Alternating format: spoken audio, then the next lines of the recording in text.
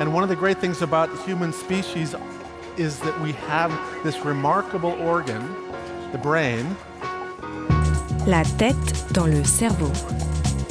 Biologie, cervelle, synapses, neurosciences, physique. The human brain really is the most unique gift of our species. Avec Christophe Rodeau. Un excès de boissons alcoolisées peut parfois entraîner de désagréables conséquences qui ne seraient pas faciles à faire disparaître. La tête dans le cerveau.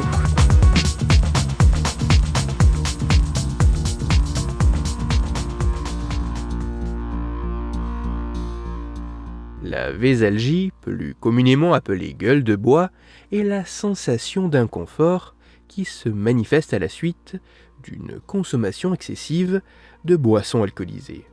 Elle apparaît quelques heures après l'absorption lorsque la concentration d'alcool dans le sang diminue et elle semble atteindre son paroxysme lorsque l'alcoolémie redevient nulle. Les symptômes de la gueule de bois peuvent être multiples, de la sensation assez générale de faiblesse aux nausées en passant par des maux de tête. Et il semble que l'intensité des symptômes ressentis puisse augmenter avec la quantité d'alcool consommé. Mais même si les mécanismes précis derrière la vésalgie sont complexes et n'ont pas encore été totalement élucidés, existe-t-il un traitement qui permette efficacement de soulager la gueule de bois ?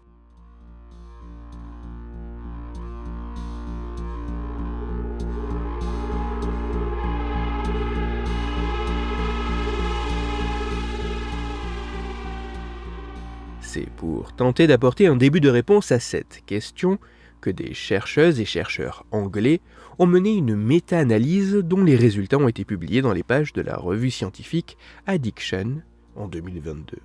Pour leurs travaux, les scientifiques ont passé en revue les résultats de 21 études menées au total sur près de 400 participants, s'étant penchés sur l'efficacité de tel ou tel traitement dans le but de soulager la gueule de bois.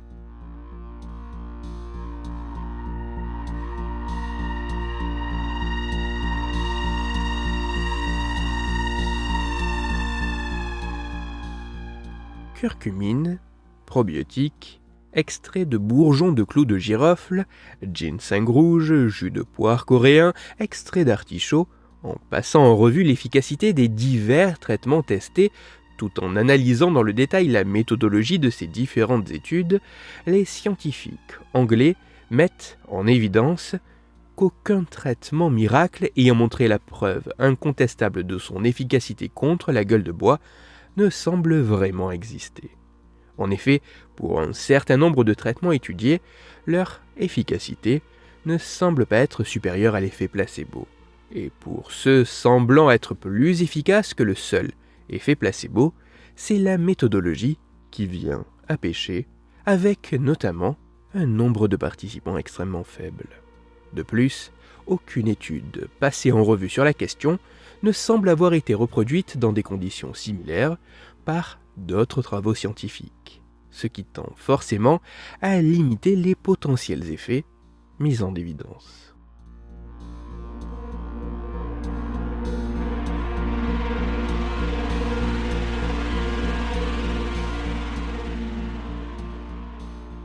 Même si certains traitements contre la gueule de bois pourraient avoir un intérêt, les éléments scientifiques liés à leur effet sont bien trop faibles pour en attester l'efficacité.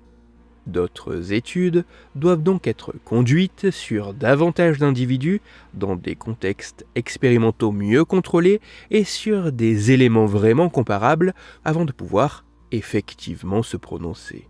Pour l'heure, il semble qu'aucun traitement réellement efficace ne soit en mesure de soulager la vésalgie. Seul le fait de s'abstenir de boire de l'alcool ou d'en consommer avec modération semble être le moyen le plus sûr de prévenir les symptômes de la gueule de bois. Pour aller plus loin, je vous renvoie vers un article disponible gratuitement en ligne qui a pour titre « Comment lutter scientifiquement contre la gueule de bois ». Il est écrit par Hervé Rattel et il est à retrouver sur le site scienceetavenir.fr. toutes les études scientifiques m'ayant servi à écrire cet épisode, ainsi que les références de l'article pour aller plus loin, se trouvant sur mon site, Cerveau en argot, dont le lien se trouve dans la description de l'épisode. Dans cet épisode, j'ai parlé de la gueule de bois. C'est pour cela que je vous invite à écouter l'épisode numéro 83 de la tête dans le cerveau.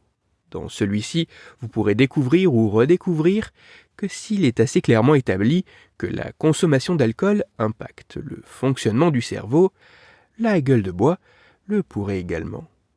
Pour continuer à échanger, vous pouvez me retrouver sur les réseaux sociaux, sur YouTube ou me contacter par mail. Tous les liens sont dans la description de l'épisode.